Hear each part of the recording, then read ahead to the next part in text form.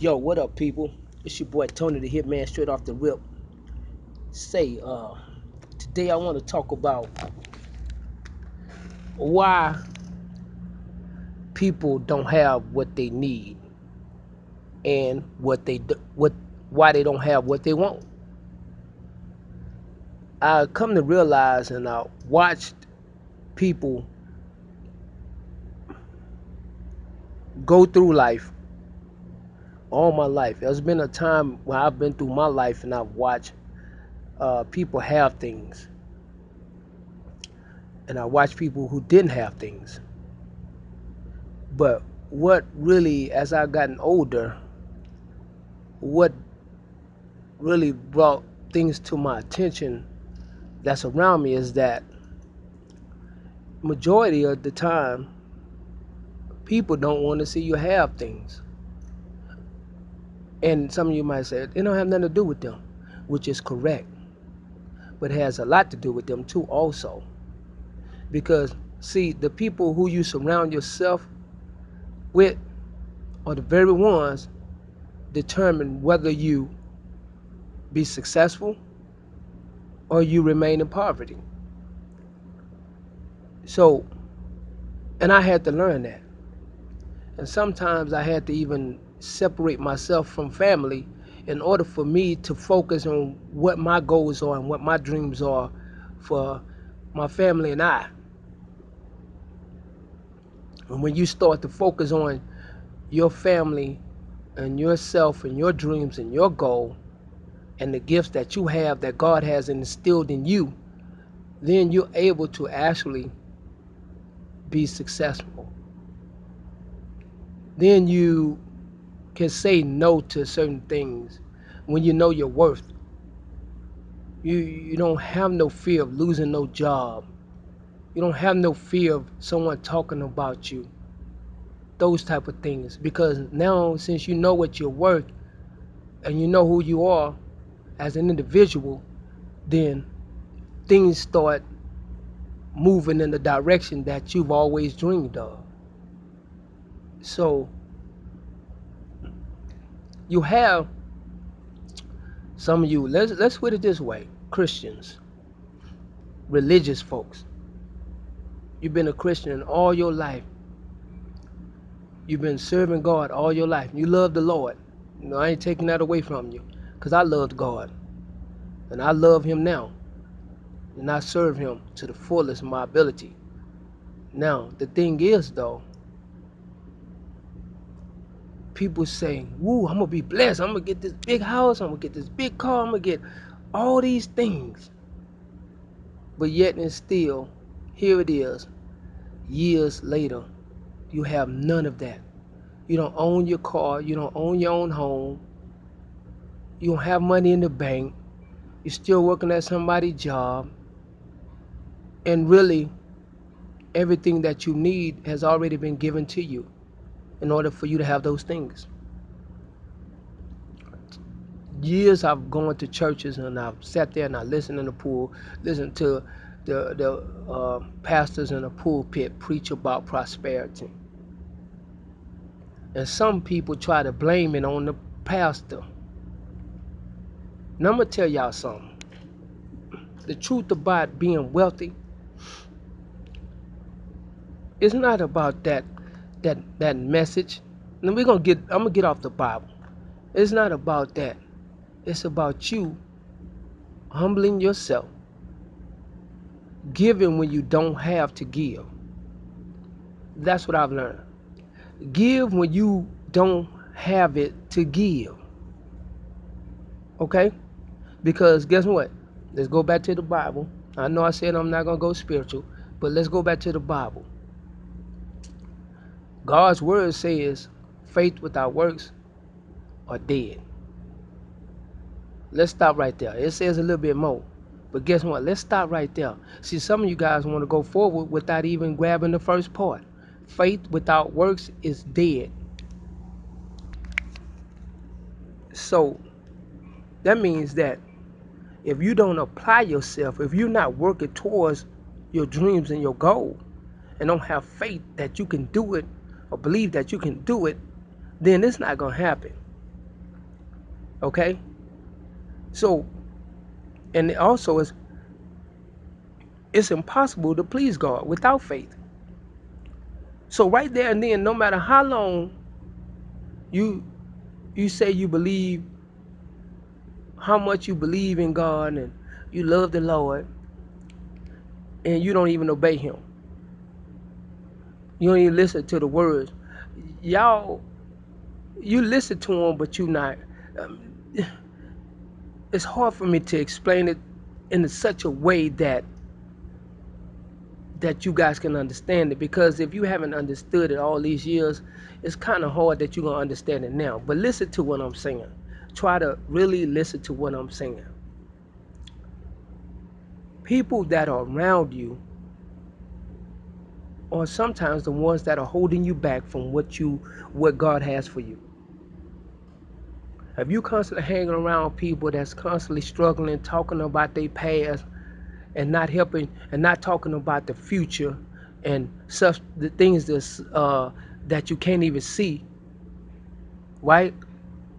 Then where you think you're going? See, you have to believe you could get there. You have to set your dreams. You have to plan, and you have to stick to it.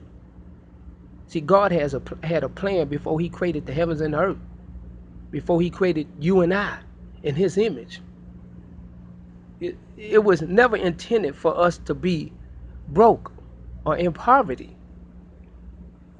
But since things happen, that's where we are. That's where we are. God never took it away from us. We just have to work a little bit harder to get it now. And we have to. At first, when God put it on earth for us to have these things, we didn't even have to really seek Him for it. It was already there. But since sin came in, now we got to seek Him, believe in His Son Jesus Christ, and go for what we know. Okay? You buying books. Some of y'all buying books on the internet all night. I'm guilty of it. Studying how to be going to these classes, taking financial classes. Let me ask you, how many millions do you have after you took all the financial classes?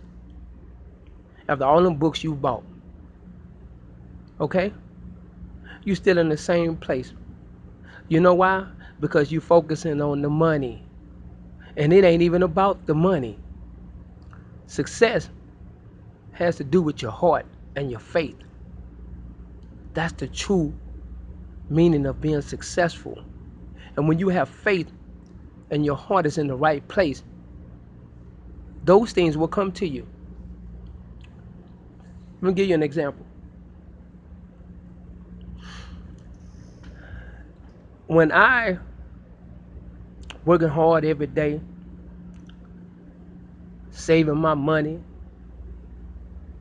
one paying my tithes, my life was a struggle.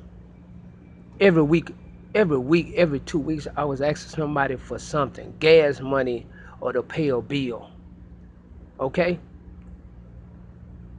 And that ain't the way it's supposed to be when you work hard every day for your money. And then then by the time you get your money, it's already spent on bills. Okay? You can't even enjoy yourself. That's not the way it's supposed to be. Okay?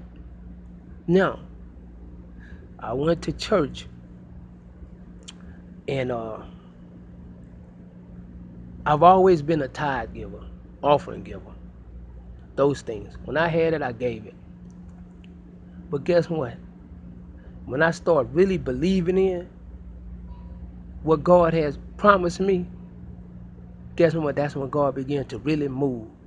When I stop focusing on the money and start focusing on what God really had for me and who I am in Him, that's when things start looking up. That's when things start moving forward for me. So I started paying my tithes. The preacher said, okay, I want you guys to try Jesus. Start honoring Him with your tithes and offering. And I was like, man, I can barely pay the bills. And mind you, I was eating noodles and wieners, guys. pawning things. Now I'm giving y'all this here because I want to see you guys prosper and move forward in life and have things. Okay? And the pastor told us, he said, I want you guys to pay your tithes for 90 days. 90 days. Try God for 90 days and watch how God will make a difference in your finances, in your kids' life, your job, whatever you can imagine. Okay? So I did that. I began to trust in God and I paid my tithes. And yeah, things didn't turn around right away. I'm gonna tell y'all right now. I was paying my tithes. My tithes I had to pay at that point. I went for paying tithes. I'm gonna tell you, I was paying $9 on tithes at first. Okay? Went up to paying $175 of tithes. Recently, my tithe money was $1,500. Okay? Don't mean to put my business out there, but just put it that way. And my tithes are steady growing. Okay? Because I tried God. And mind you, I was going to churches before then and paying tithes. But what was going on? I was around people that confess that they believe in Jesus, they're faith walkers. You see what I mean?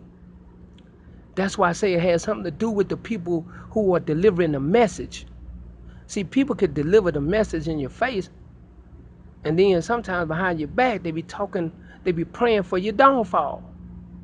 Yeah, he ain't gonna get nowhere. He think he this and he think he that, and which is not the case. And I'm not saying everybody does that, but guess what? You got to change your environment. I had to leave churches,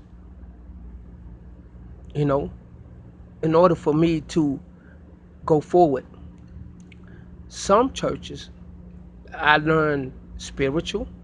I learned about the cross, about who Jesus was and why he died on the cross, my salvation through him. I've learned that through these churches. And they were great churches. I mean, I love the churches. These are people after God's own heart. I went to church, I learned churches about faith. Okay? One church that taught me about the Christ, then God said it's time for me to move forward. I went to other churches. The church taught me about faith. When God started dealing with me on faith and moving forward, okay, now it's time for me to move forward. God moved me again and planted me into another church. And some of y'all say, oh, you're a church hopper. No, that's not true because I listen to God. I'm going to tell you something about me. Anybody know me? I'm very patient. I'm a patient person. I'll wait you out. Okay? And I'll go with you and I'll follow you. I'm very loyal to who I am. Okay? Now, God brought me to the next church. The next church, they started teaching me about finances. And that's where it's at. So with all that together, the cross, faith, and finances, right? Now, my life is growing. I see my kids' life growing. They doing excellent in school. A and B honor roll, all of them. Okay? Getting awards for all kinds of things. I'm reaping the benefits because I was a faithful servant to God. I never talked down on God. I never cursed God. Never questioned him, why you doing this to me? Not once did I pull that out and say anything negative about God. After all the things I've been through, I was homeless for 2 years with my wife and kids. Okay? You got to listen. But not one time did I ever curse God. See, I'm telling this story to somebody, and I don't know why I'm telling this story, but I'm being obedient. This is my blessing. But when you truly begin to listen to God